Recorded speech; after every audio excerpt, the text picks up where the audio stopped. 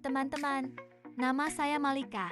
Selamat datang di channel saya di hari yang cerah ini, 15 April 2024. Hari ini, saya akan berbagi berita terkini yang menarik dan penting untuk kalian ketahui. Mulai dari olahraga, dunia hiburan, hingga teknologi terbaru, semua akan saya ulas untuk kalian. Jangan lupa untuk meninggalkan komentar dan membagikan video ini jika kalian menemukan informasi yang bermanfaat. Yuk, kita langsung saja masuk ke dalam berita pertama.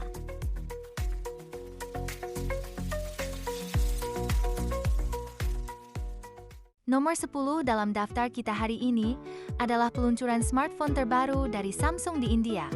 Samsung Galaxy M15 5G datang dengan spesifikasi mumpuni seperti chip MediaTek Dimensity 6100 Plus, baterai berkapasitas besar 6000 mAh, kamera utama 50 megapiksel, dan layar AMOLED berukuran 6,6 inci. Harganya dimulai dari 2,5 juta rupiah. Tak hanya itu, Samsung juga mengumumkan Galaxy M55 5G yang memiliki layar dengan refresh rate 120 Hz, chipset Snapdragon 7 Gen 1, dengan harga awal 5,1 juta rupiah. Ini merupakan langkah Samsung untuk memperkuat posisinya di pasar smartphone India. Samsung bukanlah nama baru dalam dunia smartphone. Sejak kemunculannya, Samsung selalu dikenal sebagai salah satu perusahaan teknologi yang inovatif. Salah satu momen bersejarah bagi Samsung adalah ketika mereka meluncurkan Samsung Galaxy S di tahun 2010, ponsel yang tidak hanya mendorong Samsung ke puncak pasar smartphone global, tetapi juga menandai awal dari seri Galaxy S yang legendaris. Peluncuran seri M di India, terutama dengan spesifikasi dan harga yang menarik, mengingatkan kita pada strategi Samsung untuk terus memenuhi kebutuhan pasar dengan inovasi dan teknologi terkini. Ini menunjukkan bagaimana Samsung mempertahankan fokusnya pada inovasi dan pemenuhan kebutuhan konsumen. Di nomor 9, kita membahas tentang ramalan zodiak cinta hari ini.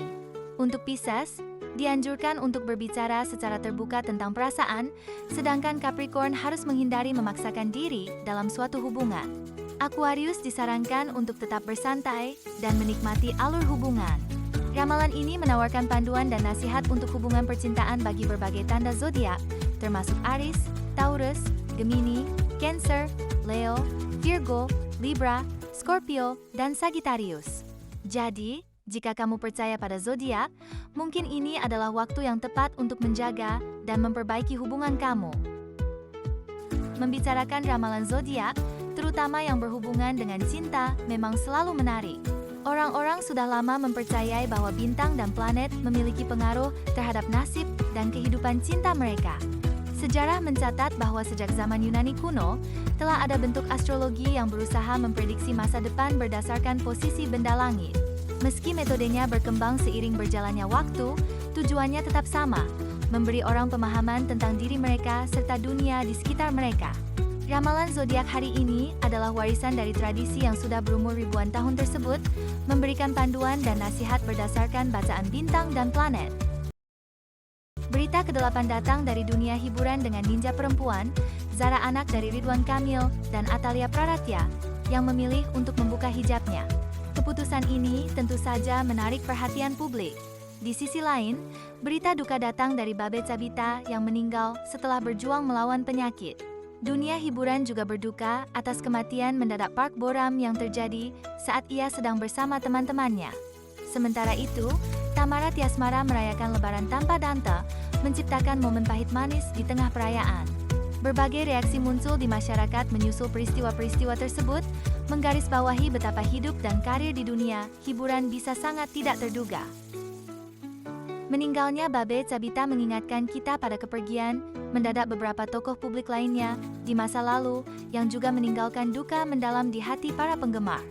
Sebagai contoh, kepergian mendadak Whitney Houston pada tahun 2012 mengejutkan dunia musik. Keduanya, meskipun berbeda profesi, mengingatkan kita bahwa kehidupan adalah sesuatu yang tidak bisa diprediksi, dan setiap hari adalah hadiah.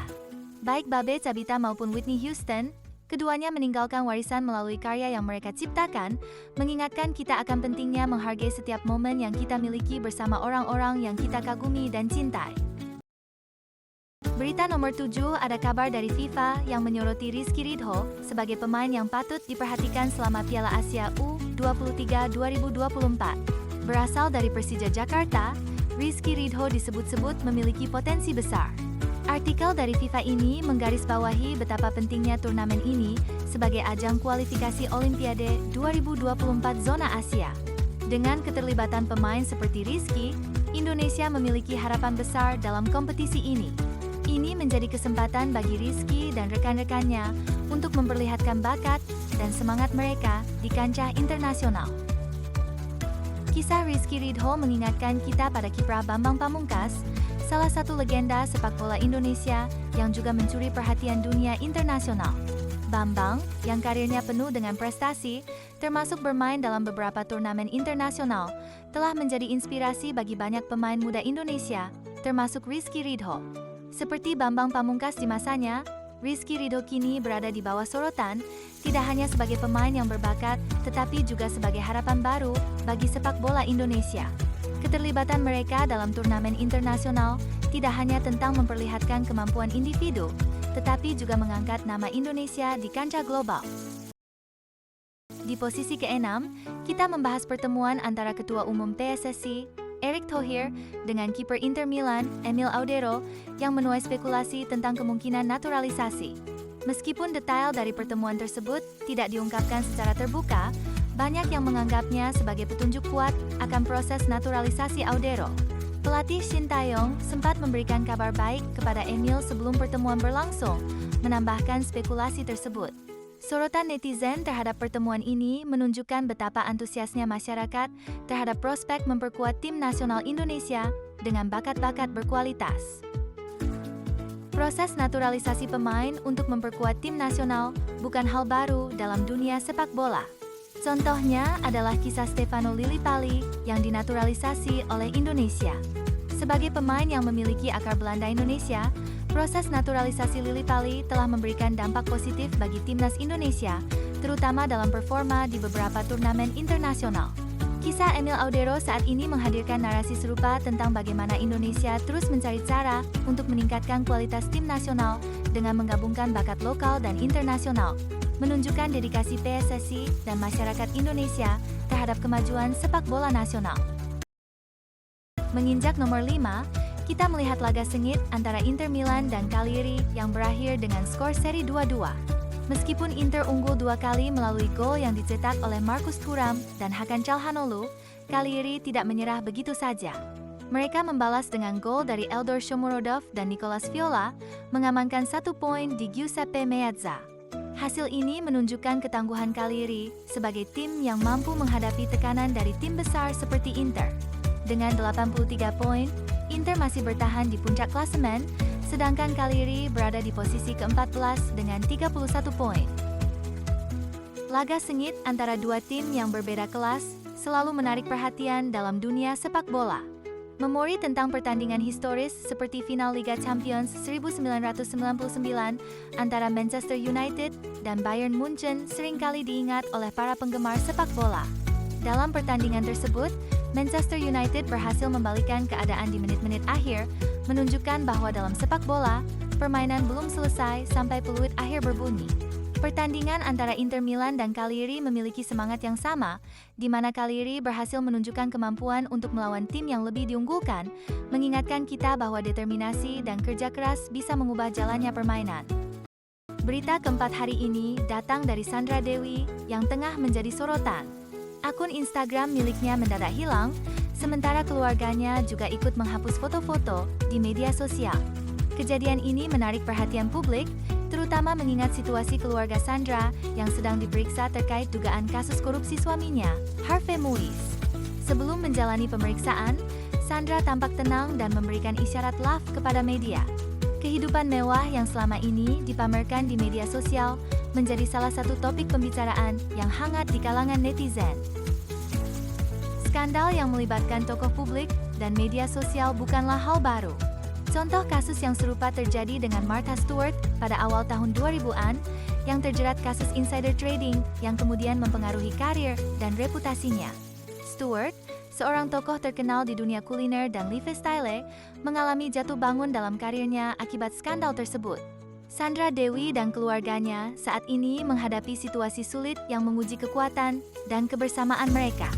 Seperti Stewart, Sandra Dewi harus menghadapi tantangan ini di mata publik, mengingatkan kita bahwa kehidupan mereka, meski tampak sempurna, juga dipenuhi dengan tantangan dan rintangan. Berita ketiga kita hari ini mempersembahkan penampilan istimewa dari Renata Muluk di Lebaran.